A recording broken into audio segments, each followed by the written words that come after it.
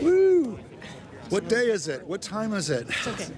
We're like, we're down to the wire. We're like halfway through our film shoot for all of our incredible new film content for This Is It. We're at Culver City Sound Stages. In fact, this is the home of Thriller and Smooth Criminal. This is where Michael and his wonderful, talented, creative team and dancers did those two incredible works of art. And we're now here doing new film content for the show.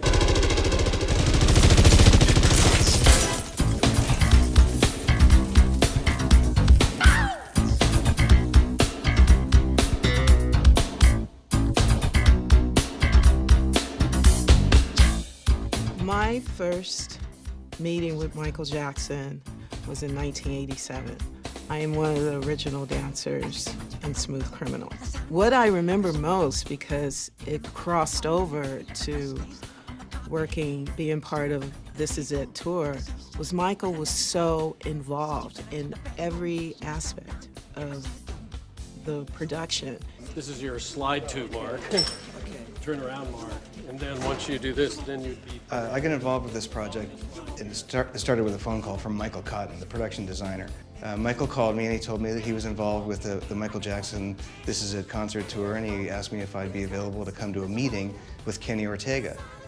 We went into a room, and myself, Michael Cotton, Kenny Ortega, and Michael Jackson sat at a table, and Michael Jackson spent the next 12 hours describing everything visual that was supposed to happen at the This Is It concert in London. There were pieces that we did that, although were huge successes as short films, that he thought were fun to refresh without throwing out the integrity of what they once meant, but that there were some fresh, new ideas that kept them, fun and stimulated. And so Smooth Criminal was one of those. Smooth Criminal had a story already with it, that came from long ago. The hard part was realizing this vintage look. It was really fun and easy in a brief meeting to say, let's have Michael interact with the great gangsters of the period. But boy, to get that footage and make it work, and you'll see, it looks fantastic. Of the three films that we were commissioned to do, Smooth Criminal was the only 2D piece. What it is it's a film noir-like piece that occurs in the 30s or 40s with a cast of characters like Edward G. Robinson, Humphrey Bogart, Rita Hayworth, and Michael Jackson interacting and literally in the scenes of nightclubs with Rita Hayworth singing this wonderful jazzy song, and at one point she strips off a glove and she throws it out to the audience, and the person that jumps up and catches it is Michael Jackson.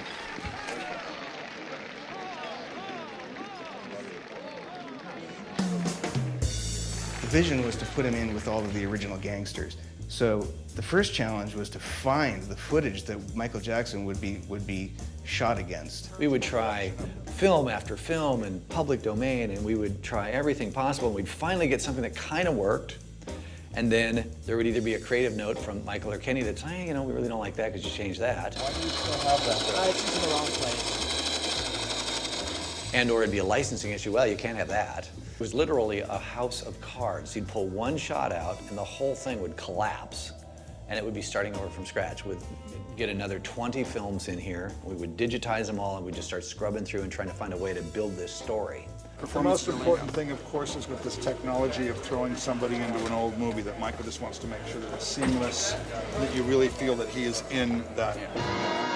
Put the blame on me. We came upon the Gilda footage, and she had thrown this thing, and we thought, wouldn't it be great if, he could catch the glove, and then there was the whole connection with the glove thing, and we realized we'd really landed on a gem, and then we, built that story from that point on, and fortunately, licensing worked with us, and everybody, it just came together magically, and the piece works quite well. Speeding. And Gilda's singing, and beautiful, looking at you. She wants you. She takes off that glove and she throws it to you. So we're placing him in the scenes, and then of course cuts with Bogart looking at it, and back with Michael looking at him, and so we placed him in this very interesting scenario that ultimately is about gangsters chasing gangsters, to coin Kenny's term. And cut. That was a good one. That's cut. Clearly, Michael's the guy that catches the glove from the pretty girl, and the other guys don't like it, so the chase is on, and then they, you know, run outside, and there's shoot 'em up scenes and down alleys.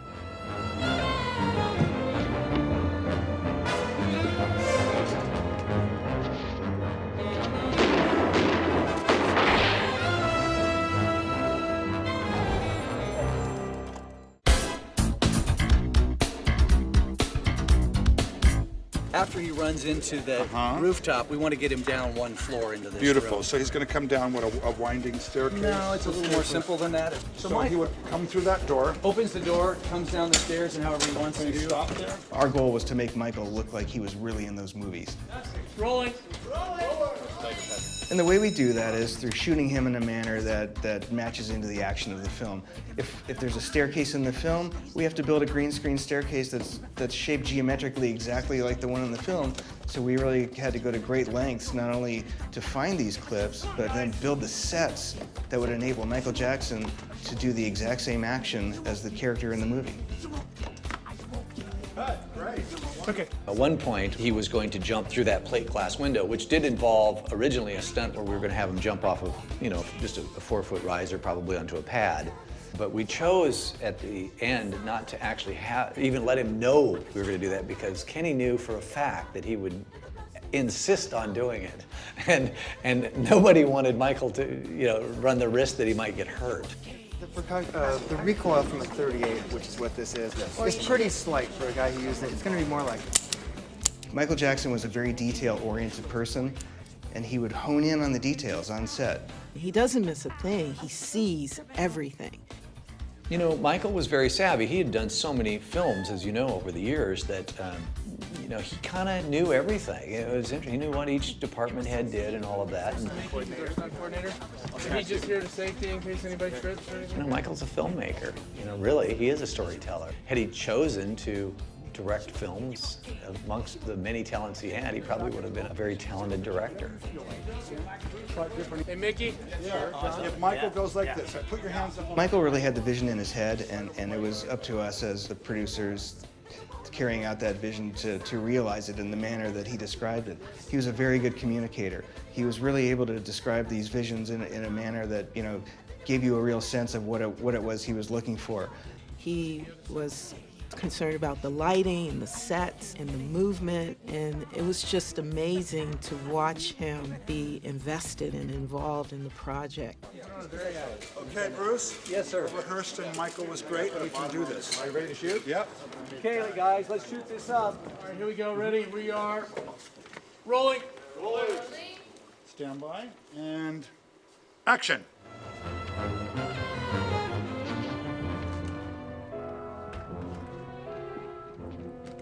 Bogey. What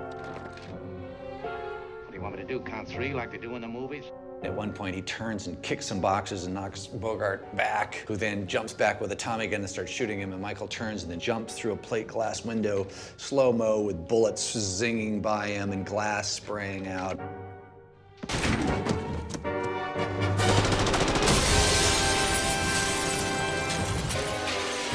On the tour, we'd be seeing this on this 100 by 30-foot screen. Well, you're not, then there's a moment, and Michael stands up on the stage. And then, boom, a spotlight would come on, and it would be Michael in person picking up a Tommy gun and then turning and shooting out the lights of this marquee. It all sizzles for a minute, and then it reveals Smooth Criminal.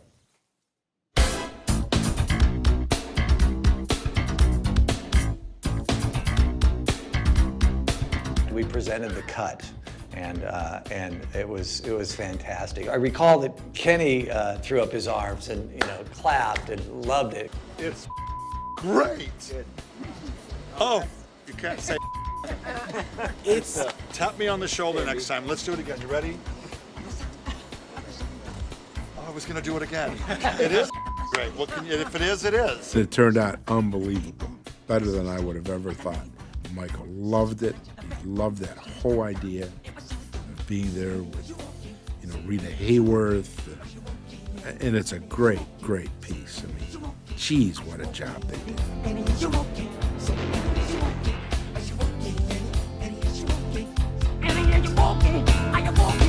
Michael Jackson more or less created the music video genre. He's had some of the most expensive music videos in the history of the genre. And it was up to us to make these films as good as anything he had ever done. Smooth Criminal was probably the most relevant work that came out of this project because it's literally the last film that Michael Jackson will ever appear in. What do you want me to do, count three like they do in the movies? You've been hit by, you've been struck by a smooth criminal.